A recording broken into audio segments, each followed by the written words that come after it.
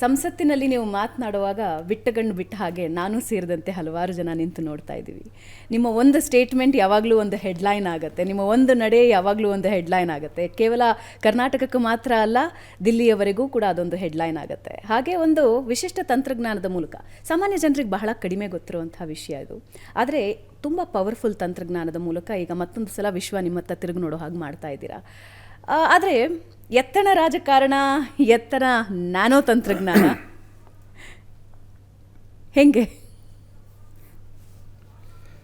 ನೋಡಿ, ಜಗತ್ತು ತುಂಬ ದೊಡ್ಡದಿದೆ. ನಾವು ಎಷ್ಟೋ ಸರಿ ಅಂದ್ಕೊತೀವಿ ನಾವಿರುವಂಥದ್ದೇ ಜಗತ್ತು ಅಂತ ಅಂದ್ಕೊಂಡ್ಬಿಡ್ತೀವಿ. ಅದೇ ಭ್ರಮೆಯಲ್ಲೇ ಇರ್ತೀವಿ. ಹೊರ ಜಗತ್ತನ್ನು ಇಣುಕಿ ನೋಡ್ತಕ್ಕಂಥ ವ್ಯವಧಾನ ಕೂಡ ನಮ್ಮ ಹತ್ರ ಇರುವುದಿಲ್ಲ, ಬೇರೆ ಬೇರೆ ಕಾರಣಗಳಿಂದ. ಅದು ವ್ಯಾವಹಾರಿಕತೆಯ ಕಾರಣ ಇರಬಹುದು, ಅಥವಾ ವೈಯಕ್ತಿಕ ಆಸಕ್ತಿಯ ಕಾರಣ ಇರಬಹುದು. ನಾವು ಹೊರಗಡೆ ಇಣುಕಿ ನೋಡೋದೇ ಇಲ್ಲ. ಹೊರಗಡೆ ನೋಡಿದಾಗ ನಮಗೆ ಜಗತ್ತು ತುಂಬ ದೊಡ್ಡದಾಗಿ ಕಾಣುತ್ತೆ.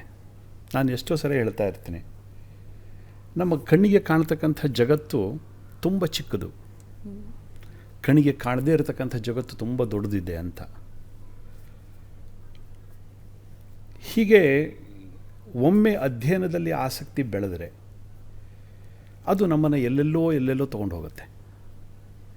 ಜಗತ್ತಿನಲ್ಲಿ ತುಂಬ ಸಮಸ್ಯೆಗಳಿದೆ, ಎಲ್ಲ ಸಮಸ್ಯೆಗೂ ಎಲ್ಲರೂ ಪರಿಹಾರ ಕೊಡಲಿಕ್ಕಾಗ್ತದಾ? ಆಗೋದಿಲ್ಲ. ಈ ಥರ ಯೋಚನೆ ಮಾಡ್ತಾ ಗೊತ್ತಾಗದ ಹಾಗೆ ಸಿಕ್ಕಿದ್ದು ನ್ಯಾನೋ ತಂತ್ರಜ್ಞಾನ ಕೈಗೆ.